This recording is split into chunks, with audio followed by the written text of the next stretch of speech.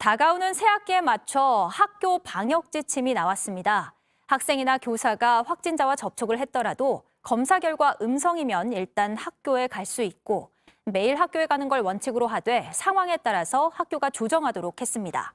자세한 내용은 성화선 기자가 전해드리겠습니다. 그동안 학교에 확진자가 발생하면 보건소에서 역학조사를 하고 밀접촉자는 즉각 자가격리를 했습니다. 이제는 보건소 대신 학교가 직접 조사합니다. 접촉자 가운데 증상이 나타나거나 기저질환이 있으면 선별검사소에서 PCR 검사를 받습니다. 학교에서는 증상이 없는 학생들을 따로 분류해야 합니다. 이들은 신속 항원 검사를 받습니다. 여기서 음성이 나오면 별도의 격리 없이 학교에 갈 수 있습니다. 다만 일주일 동안 2번 더 검사를 받아야 합니다. 매일 학교에 갈 수 있을지, 온라인 수업을 할지 여부는 학교마다 확진자 규모에 따라 달라집니다. 교육부의 정상 등교 원칙은 유지됩니다. 다만 학교 현장에서 판단할 수 있도록 학교와 지역의 권한을 높이도록. 학생 중 3% 이상이 확진되거나 확진이나 격리로 학교에 나오지 못하는 학생이 15%를 넘으면 등교 수업은 어려워집니다. 일부 학생들은 원격 수업으로 돌리고 학내 활동도 제한됩니다. 얼마만큼 등교 수업을 줄일지는 학교가 자율로 정합니다.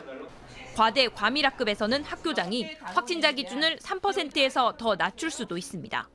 다만 유치원생과 초등학교 1, 2학년은 매일 등교할 수 있습니다. 학부모들은 불안해하고 있습니다.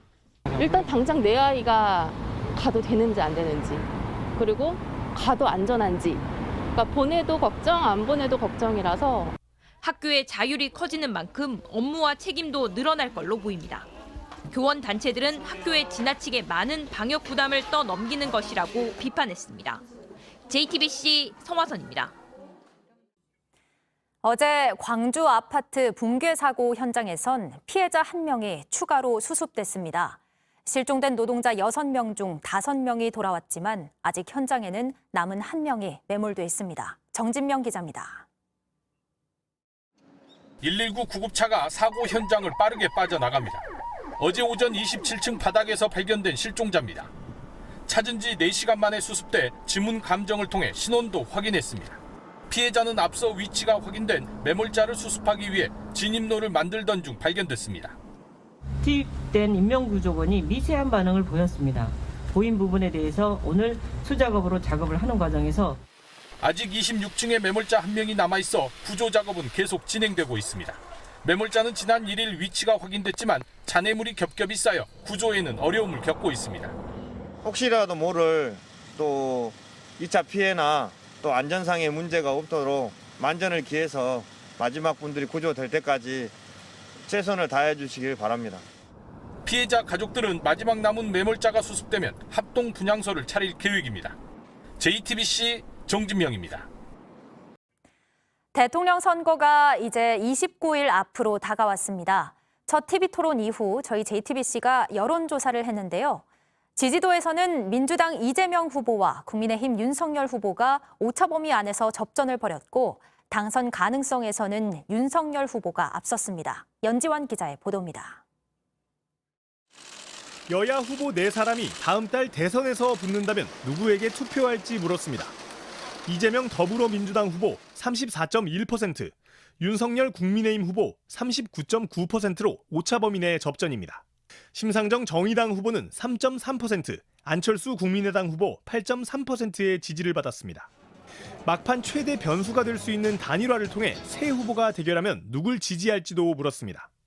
먼저 윤석열 후보가 나선다면 이재명 후보 35.7%, 윤 후보 42.0%로 윤 후보가 오차범위 밖에서 이 후보를 앞섰습니다.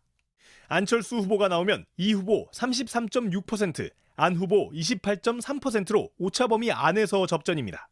안 후보가 나올 때는 지지 후보가 없거나 모르겠다는 부동층이 28.3%로 윤 후보가 나설 때보다 많았습니다. 윤 후보의 지지층이 좀 회복이 되면서 보수층 입장에서는 굳이 안 후보 쪽의 단일화를 밀어줄 필요는 없는 거가 되는 거죠. 안 후보로 가지고 결집을 해서 저걸 교체할 수 있을 거냐, 이런 거에 대한 효능감은 약한 거니까요. 지지 후보와 상관없이 누가 당선될 것 같은지도 물었습니다. 윤 후보의 당선 가능성은 46.0%로 이 후보보다 7.3%포인트 앞섰습니다. 지난 11월 이후 처음으로 윤 후보가 앞선 겁니다. 당선 가능성 조사는 양강 후보에 쏠리는 경향이 있는데 이 후보의 부인 김혜경 씨 과잉 의전 의혹이 불거지면서 영향을 미친 것 아니냐는 분석이 나옵니다. 이번 조사는 여론조사기관 글로벌 리서치에 의뢰해 지난 5일부터 6일까지 실시했습니다. 전국 성인 남녀 1,005명을 대상으로 전화 면접 조사를 했고 표본 오차는 95% 신뢰 수준의 플러스 마이너스 3.1%포인트입니다. JTBC 연지환입니다. 이재명 후보의 부인 김혜경 씨가 경기도 소속 공무원에게 사적인 일을 시킨 의혹이 또 나왔습니다. 과일 같은 제사 음식을 사서 이 후보 자택으로 나르게 한 정황이 담긴 텔레그램 메시지를 저희가 확보했는데요. 공교롭게도 경기도가 같은 날 같은 과일 가게에서 업무 추진비를 사용한 것으로 돼 있습니다. 김필중 기자가 보도합니다.